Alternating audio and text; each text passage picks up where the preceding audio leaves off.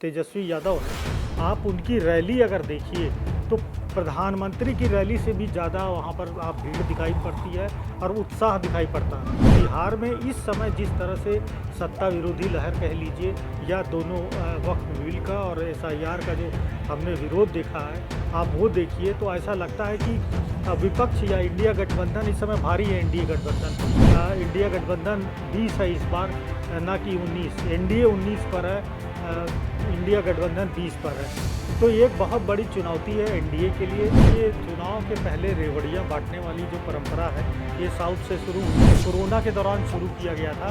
80 करोड़ लोगों को free ration की योजना चल रही है। तो ये तो इतिहास की सबसे बड़ी योजना है, फ्री राशन की, वो भी 80 करोड़ लोग। इतना तो दुनिया में कोई सोच ही नहीं सकता। नमस्कार, आप देख रहे हैं भारत एक्सप्रेस का डिजिटल प्लेटफॉर्म और मैं हूं आपके साथ आनंद विजय सिंह। और हम आज बात करने जा रहे हैं बिहार की, क्योंकि बिहार में इस साल विधानसभा का चुनाव होने वाला है और उसको लेकर अब सरगर्मियां तेज हो गई हैं, रणनीतियां भी बन रही हैं, घोषणाएं भी सरकार की तरफ से की जा रही हैं। एक से एक घोषणाएं हो रही हैं, एक से बढ़कर एक घोषणाएं। और अब तक मुख्यमंत्री नीतीश कुमार ने 15 बड़ी घोषणाएं की हैं। लोगों को राहत भी मिली है, हर क्षेत्र के लोगों को इससे राहत मिली है। उनके मानदेय में और वेतन में भी बढ़ोतरी की घोषणा की गई है और आज इसी क्रम में एक बार फिर से घोषणा हुई है। लेकिन आज जो घोषणा हुई है वो शिक्षा के क्षेत्र से जुड़े, क्योंकि शिक्षा के क्षेत्र में परिवर्तन लाना, वहां विकास करना और वहां की कमियों को दूर करना, उन समस्याओं का समाधान करना मुख्यमंत्री नीतीश कुमार की प्राथमिकता है। तो इसी क्रम में अब उस तरफ उन्होंने ध्यान दिया है और आज रसोइया और फिजिकल टीचर्स और नाइट गार्ड्स के मानदेय में बढ़ोतरी की है मुख्यमंत्री नीतीश कुमार ने। इससे पहले 125 यूनिट फ्री बिजली की भी घोषणा की थी और भी कई घोषणाएं हुई थी। तो अब चुनाव से जोड़कर इसको देखा जाए या बिहार में विकास या इनकी जो मांगे थी उन मांगों पर विचार करके सरकार ने यह फैसला लिया है। आज इसी को समझने की हम कोशिश करेंगे और अगर ये सब कुछ है तो इसका कितना फायदा बिहार के सरकार को या सत्ताधारी एनडीए गठबंधन को चुनाव में मिल सकता है या विपक्ष को इसका कितना नुकसान उठाना पड़ सकता है। आज इसी को समझेंगे, चर्चा करेंगे। हमारे साथ हमारे सहयोगी अजीत प्रताप सिंह भी जुड़े हुए हैं। बहुत स्वागत है अजीत प्रताप जी। पहले तो ये कि ये घोषणाएं एक के बाद एक हो रही हैं मुख्यमंत्री नीतीश कुमार की तरफ से चुनावी साल, और कहें कि अब तो 1-2 महीने के बाद चुनाव में ही जाना है। किस रूप में आप इसको देख रहे हैं, किस तरह से विश्लेषण कर रहे हैं? आज भी उन्होंने इसकी घोषणा की है। देखिए, इस बार नीतीश कुमार अपने पूरे जीवन की जो सबसे बड़ी खतरनाक और सबसे जो प्रभावशाली सत्ता विरोधी लहर है उसका सामना कर रहे हैं, क्योंकि 20 साल से वो सत्ता में हैं और उनके खिलाफ सबसे प्रभावशाली जो सत्ता की लहर होती है, सत्ता विरोधी लहर, वो उसका सामना करना पड़ रहा है। और उनके लिए बहुत बड़ी चुनौती है इस बार कि वो कितना अपना वोट पाते हैं, कितना अपने वोटर सुरक्षित रखते हैं। जहाँ तक बिहार की स्थिति की बात करें तो बिहार का चुनाव ज़्यादातर हमने देखा है कि जाति आधारित चुनाव होता है। और इस बार अगर मुद्दों की बात करें तो वहाँ पर वक्फ बड़ा मुद्दा रहा है, वक्फ बिल, और अभी एसआईआर के मुद्दे पर संग्राम हो रहा है, संसद में भी दिखाई पड़ रहा है। तो ये दोनों मुद्दे प्रभावी रहेंगे। अब विपक्ष में जो कि जिसके नेता तेजस्वी यादव है, आप उनकी रैली अगर देखिए तो प्रधानमंत्री की रैली से भी ज़्यादा वहाँ पर आप भीड़ दिखाई पड़ती है और उत्साह दिखाई पड़ता है। देखिए, मैं ये नहीं कह रहा हूँ, प्रधानमंत्री मोदी इस देश के सबसे पॉपुलर लीडर हैं अभी भी, दुनिया के पॉपुलर लीडर, दुनिया के भी माना जा सकता है, सर्वे में आया ही है। लेकिन देश की बात करें तो मोदी के सामने अभी भी कोई उनके सामने खड़ा ही नहीं हो सकता। यहाँ पर देश में कोई नेता अभी भी वो सबसे पॉपुलर है। लेकिन अगर बिहार में आप देखिए तो बिहार में इस समय जिस तरह से सत्ता विरोधी लहर कह लीजिए या दोनों वक्फ बिल का और एसआईआर का जो हमने विरोध देखा है, आप वो देखिए तो ऐसा लगता है कि विपक्ष या इंडिया गठबंधन इस समय भारी है एनडीए गठबंधन पे। और जहाँ तक बीजेपी की बात करें तो बीजेपी को हो सकता है कि उतना नुकसान न पहुँचे। लेकिन जैसा कि मैंने नीतीश कुमार के लिए कहा कि 20 साल पुरानी सत्ता विरोधी लहर उनके लिए मतलब निर्णायक होगी। और उनकी पार्टी का प्रदर्शन भी देखिए तो हाल के दिनों में जो है उतना प्रभावशाली नहीं रहा। कुछ सर्वे बीच में हमने देखे जो आए, जो ये बताते हैं कि इंडिया गठबंधन 20 है इस बार, ना कि 19। एनडीए 19 पर है, इंडिया गठबंधन 20 पर है। तो ये एक बहुत बड़ी चुनौती है एनडीए के लिए, खुद नीतीश कुमार के लिए। हालांकि वो पहले कई चुनाव में बोल चुके हैं कि नहीं ये मेरा आखिरी चुनाव है। अगर इस तरह से देखा जाए तो उनका तो आखिरी चुनाव हो गया, बावजूद इसके वो लड़ रहे हैं। तो उनकी तो जो लिटमस टेस्ट बोलते हैं, उनके लिए ये लिटमस टेस्ट होगा।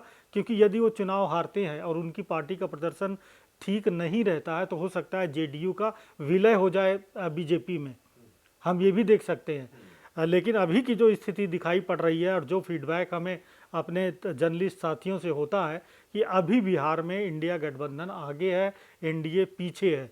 आप चाहे उसकी छवि देख लीजिए। तो ये उसी का असर देख रहे हैं क्या कि उसके लिए उन लोगों के मानदेय को बढ़ा रहे हैं जहां पर जो पिछले कई सालों से ही अपने मानदेय को बढ़ाने के लिए आंदोलन कर रहे थे, सरकार उस पर ध्यान नहीं दे रही थी और चुनाव के ठीक पहले नीतीश कुमार ने ये फैसला लेना शुरू किया है।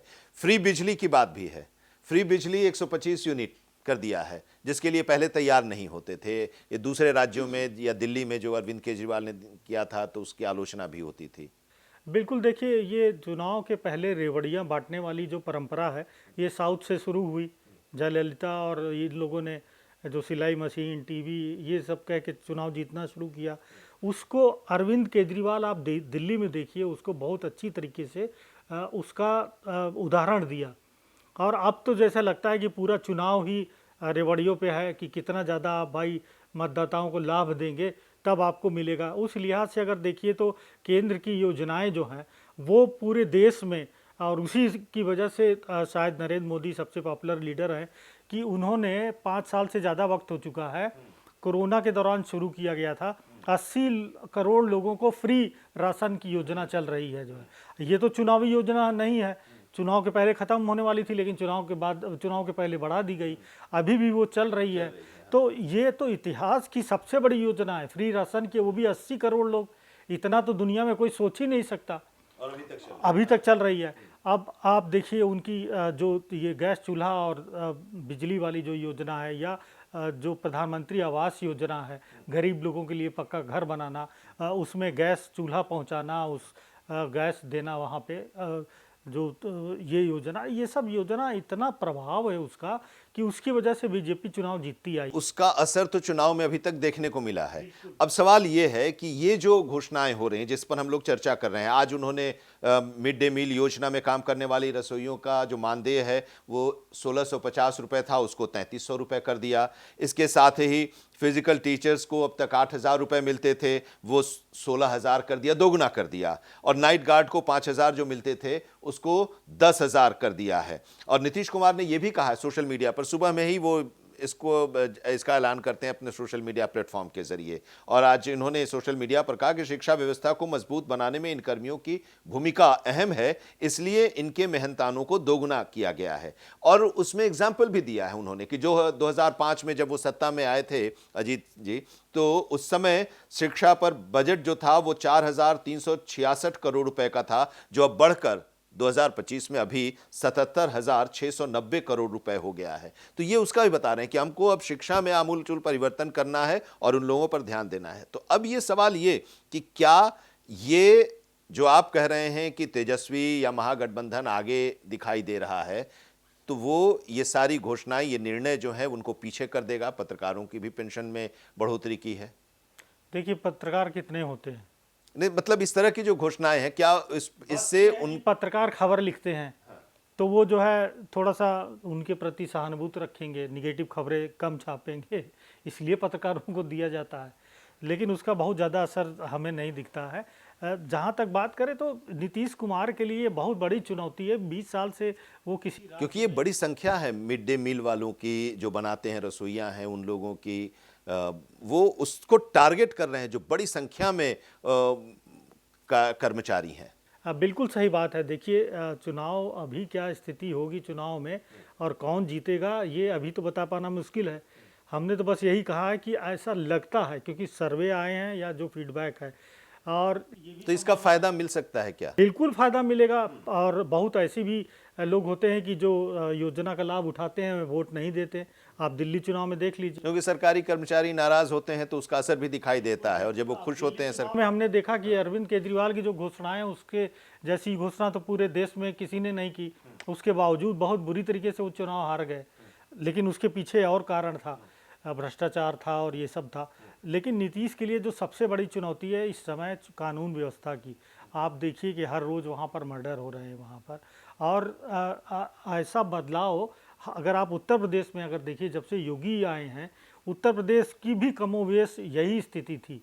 लेकिन आज उत्तर प्रदेश में किसी की हिम्मत नहीं है कि आप पब्लिकली जो है इस तरह से मर्डर करके भाग जाएं, इस तरह से चुनौती दे प्रशासन को। तो बिहार के लिए बहुत बड़ी चुनौती है। दूसरी बात, बिहार में उद्योग नहीं है। आप रेवड़िया जरूर बांट रहे हो, लेकिन जैसा कि प्रशांत किशोर जो कह रहे हैं कि भाई जब तक रोजगार नहीं होगा तब तक कैसे जो है यहाँ पे जनता बढ़ेगी। रोजगार के लिए पलायन होता है सारे पूरे देश में। आप देखिए जहाँ भी बड़ी बड़ी इंडस्ट्री है, सब ईस्टर्न यूपी या बिहार उड़ीसा के सब मजदूर वहीं के हैं। ऑटो रिक्शा सब बिहार के लोग चलाते हैं। तो आप जब तक वहाँ पर उद्योग नहीं स्थापित करोगे, रोजगार नहीं पैदा करोगे, आपके लिए बहुत बड़ी चुनौती है। अब पहले ठीक है जातिवाद के नाम पे और उस तरह हो जाता था, लेकिन अब आर्थिक रूप से आप अगर अच्छी स्थिति नहीं बनाते हैं तो फिर जनता आपको किसी भी तरीके से आपको नहीं चुनेगी। और यही इसीलिए मैं कह रहा हूँ कि 20 साल से वो मुख्यमंत्री हैं। आप खुद बिहार के रहने वाले हैं, आप बताइए इंफ्रास्ट्रक्चर में हम देखते हैं कि सड़क वड़क में कुछ सुविधा ज़रूर हुई है वहाँ पे, लेकिन बिहार में एजुकेशन में, मेडिकल फैसिलिटी में, रोजगार में कितना अंतर बिहार में आया है 20 साल में?